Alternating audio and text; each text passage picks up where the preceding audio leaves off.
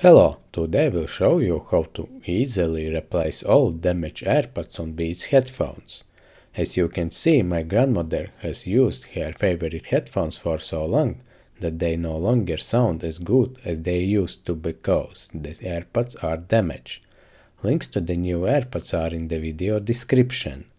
This tutorial will work for both Beats Solo and Beats Studio headphones, as the AirPod mounting is the same.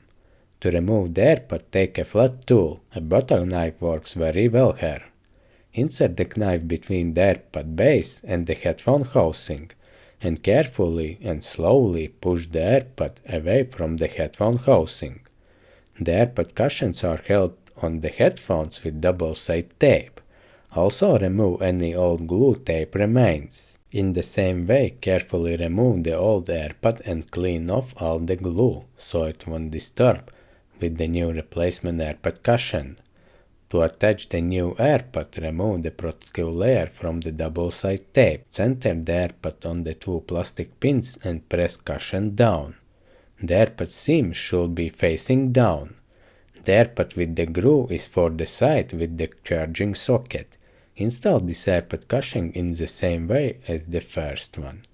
Here's the result. My grandmother will be happy that her headphones look like new again, and she won't have to spend money on buying new headphones. If you have any questions, write them in the comments below this video. But now good luck, my friend.